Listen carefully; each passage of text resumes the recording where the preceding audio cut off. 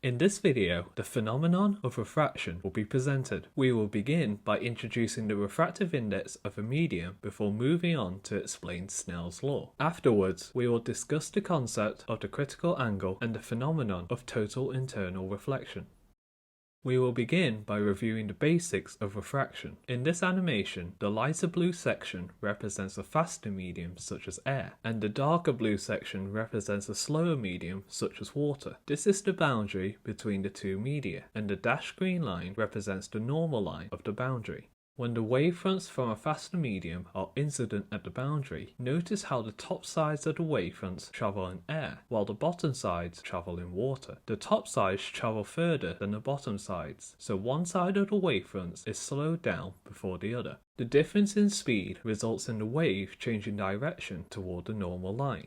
Also recall that the distance between any two successive wavefronts is equal to the wavelength of the wave. We can see that the wavelength of the wave has decreased after it has passed the boundary. The opposite scenario occurs when waves travel from a slower medium to a faster medium. Here, one side of the wavefronts increases in speed before the other, as it is incident at the boundary, causing the wave to change direction away from the normal line. The wavefronts also become more spread out, increasing the wavelength of the wave. The change in direction is known as refraction. We will now take a deeper look into the refraction of light waves in particular. However, refraction occurs with all types of waves. Recall that the speed of light in a vacuum is 3 times 10 to the power 8 meters per second. However, the speed of light in all other media is smaller than the speed of light in a vacuum. We can define a quantity called the refractive index, denoted by n, which relates the speed of light in a vacuum to the speed of light in the medium. Since the speed of light is always greatest in a vacuum, the refractive index of any other medium will always be larger than 1. For example, the speed of light in water is 2.25 times 10 to the power 8 meters per second, so we can calculate a value of 1.33 for the refractive index of water. We will now construct the following ray diagram for light waves traveling from a faster medium to a slower medium. Most of the incident light waves will be refracted when they are incident at the boundary, but a small amount will be reflected back into the original medium. Instead of describing the two media as fast or slow, we can now label them with refractive indices n1 and n2 respectively. Media with higher values of refractive index are commonly referred to as optically dense. So in this diagram, the fast medium is less optically dense and the slow medium is more optically dense. The greater the optical density of a medium, the slower light travels in that medium. We will also label the following two angles, where θ1 is the angle of incidence measured between the incident ray and the normal line, and θ2 is the angle of refraction measured between the refracted ray and the normal line. These angles help to quantify how much light changes direction due to refraction, and we can now discuss some of the factors that affect the amount by which the direction changes. Let's consider refraction in these two animations, where the angle of incidence is kept constant. Notice how when we increase the refractive index of medium 2, the ray will bend toward the normal because the light is slowing down across the boundary. The angle of refraction is now less than the angle of incidence. The more we increase the refractive index, the more the refracted ray deviates from its original path. Now if we instead increase the refractive index of medium 1 so that it is greater than that of medium 2, the nature of our boundary changes such that the speed of light increases as it crosses the boundary. The ray refracts away from the normal, with the angle of refraction larger than the angle of incidence. Therefore, the change of direction due to refraction is dependent on the refractive indices of both media. Now let's consider this animation showing an incident light ray in a less optically dense medium with the corresponding refracted light ray in a more optically dense medium. Notice how when the angle of incidence is decreased, the angle of refraction also decreases.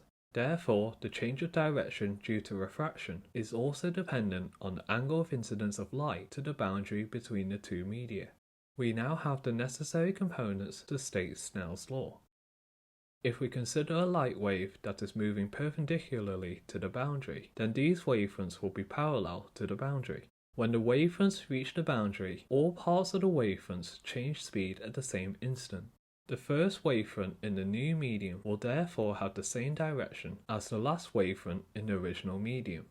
so a wave will not be refracted if it is incident perpendicularly to the boundary between media. The relationship between the refractive indices of the media and the angles of incidence and refraction is given by Snell's law. Snell's law states that for light passing from medium 1 with refractive index n1 to medium 2 with refractive index n2, the angle of incidence θ1 is related to the angle of refraction θ2 by the following equation. Now recall that the refractive index of a medium is a ratio of the speed of light in a vacuum to the speed of light in the given medium. So by substituting this equation into Snell's law, we can relate the refractive indices of the two media to the speeds of light in both media. In this diagram, light is refracted from a less optically dense medium to a more optically dense medium, and some light is reflected at the boundary. Given a non-zero angle of incidence, Snell's law tells us that light is refracted towards the normal, and the refracted light has a lower speed. Furthermore, recall that the speed of a wave is equal to the frequency of the wave multiplied by its wavelength. The frequency of light waves cannot change as the waves pass into the second medium because the frequency is determined by the source of the waves, so the refracted light will also have a shorter wavelength than the incident light. As a side note, experiments and theory show that this form of Snell's law, relating the angles of incidence and refraction to the wave speeds and wavelengths in the two media, also applies to all types of waves, including sound waves and water waves. An interesting phenomenon can occur when light passes into a faster medium. As before, a small amount of light is reflected at the boundary, but most will be refracted. From Snell's law, the speed and wavelength will increase in the second medium, and the angle of refraction will be greater than the angle of incidence. As the angle of incidence is increased, there will be a particular angle of incidence denoted by θc, which causes the refracted light ray to lie along the boundary between the two media, and results in an angle of refraction of 90 degrees. This angle is known as the critical angle, and notice how no light enters the second medium at this angle. We can use Snell's law to obtain an expression for the critical angle by substituting θc for the angle of incidence, 90 degrees for the angle of refraction, and by noting that the sine of 90 degrees is equal to 1. Note that this equation is not given in the data booklet. This expression further shows that a critical angle does not exist when light passes from a fast medium to a slow medium, as this fraction would be larger than 1. We will now show what happens when the angle of incidence becomes larger than the critical angle.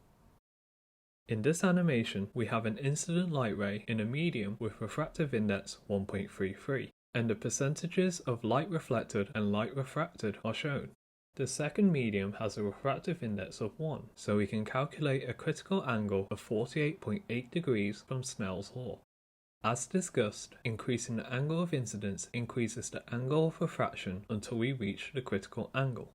Now if we continue to increase the angle of incidence, notice how there is no refracted light ray, and that all of the incident light is reflected back into the original medium.